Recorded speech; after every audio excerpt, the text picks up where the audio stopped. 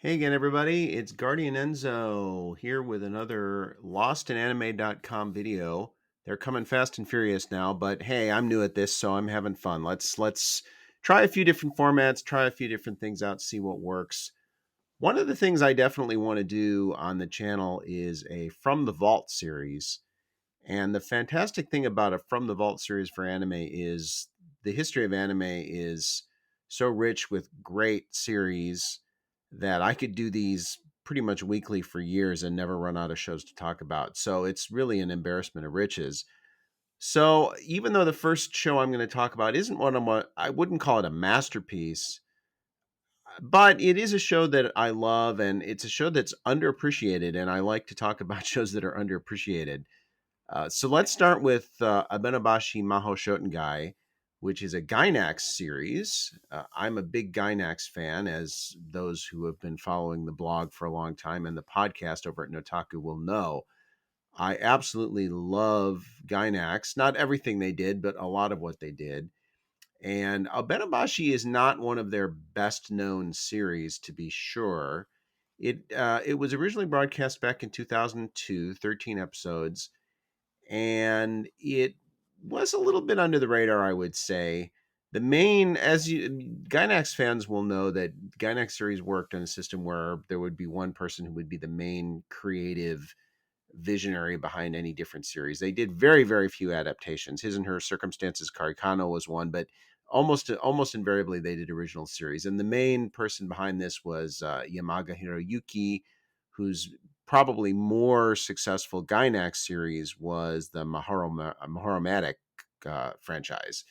And he worked with Kojima Masayuki, who was a big name at Gainax and later as a director on this. But Yamaga was the main engine behind this. And for a 2002 series, it's a very good time capsule because Abenobashi really shows a lot of influences both on Gainax and anime in general, because the nature of the series is really parody, including self parody. And certainly Evangelion is one of the things that's parodied during the course of this series. Now, with the From the Vault videos, I think it's probably pretty critical that I don't do a lot of spoilers. I've been thinking about that. So I won't get into too much plot detail on this or any of the other shows I do, because I think the idea with a lot of these, some of you will be reminiscing, but for others, rather than being a nostalgia trip, maybe it'll be a means to actually convince you to watch something. So I'll give you the bare bones here. It's a series about two sixth graders from Osaka, one of the best Osaka series in anime history, to be sure. And the two kids are called Satoshi, but everyone calls him Sashi, and Arumi.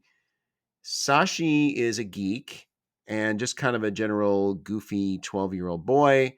Arumi, as 12-year-old girls tend to be, is more mature than he is, but still a kid. And they live in a shopping arcade called the Abenobashi Shoutengai in Osaka, which has a bit of a history to it. And the history behind this Shotengai is really the key component of the plot of Abenobashi as a series. And the way the format of the show works is there's more or less something different parodied every week. I won't get into the details of how that happens, but it does happen. And these parodies are, as parodies tend to be, they're not all of equal quality, but they tend to be pretty hilarious. And connected with this whole scenario is a very, very famous anime character who is also a real person, who is Abenoseme, who is the famous Onmyoji from Kyoto way back in the Heian era. And he turns up in many, many manga and anime over the course of the history of those mediums and other Japanese entertainment mediums as well. He's based on a real person, and he was a real historical figure and was in fact one of the most famous people in Japanese history, it's fair to say.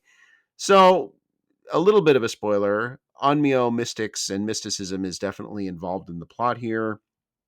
Sashi is kind of an irrepressible goof, as I said, and he's also quite protective towards Arumi and keeping secrets from her.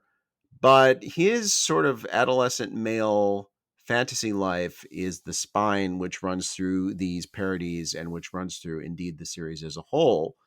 And there's many different aspects of this plot connected to the kids' parents and grandparents. And she's scheduled to move to Hokkaido, and he's very upset about that, and that's very important to the plot as well.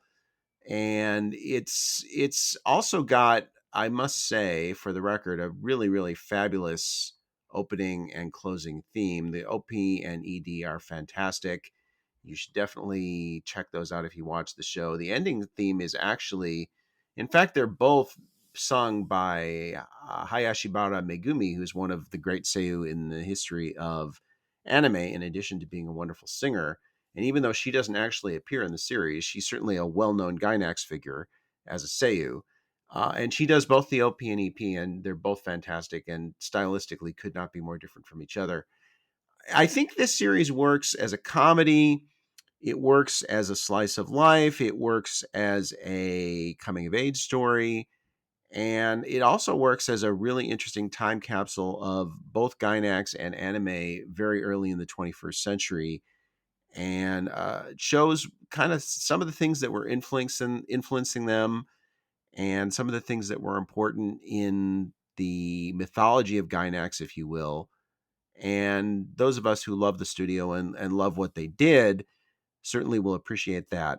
There is some ecchi here, but it's kind of if you heard the Notaku Ecchi podcast, it's kind of the more innocent style of ecchi, which both Setsuken and I agreed was more common in anime 20 years ago than it is now. It's nothing really hardcore. It's definitely not in the hentai vein. It's definitely ecchi, and it's played for comedy in the Gainax fashion. It's Gainax ecchi, I think, is a good way to describe it. It's mainly a comedy, but it's also quite emotionally powerful at times, and I think a very rewarding show on the whole. It's not going to change your life, but if you're looking for something from the first decade of the 21st century that's maybe a little under the radar, that's really interesting visually, that has excellent music, that really offers an interesting look at a part of Japan that isn't covered in anime as often as you'd think it would be, Osaka. I think this is a series that really could be quite good for you. I highly recommend you check it out. And it's 13 episodes. It's not going to take you a long time to go through it, and it's this kind of series I think a lot of people will probably marathon, because once you get started, you just kind of want to see what happens next. And it's fun enough and easy enough that it doesn't require a lot of deep meditative viewing. You can blow through it pretty quickly. I really enjoy it. Abenobashi Mahou Shoutengai from Gainax 2002, very solid show, and the first feature in Lost in Anime from the Vault series, and there will be many more many more where it came from. So as always, if you like what you hear, please like, subscribe, comment, and thanks very much for listening. I'll talk to you soon. Stay frosty.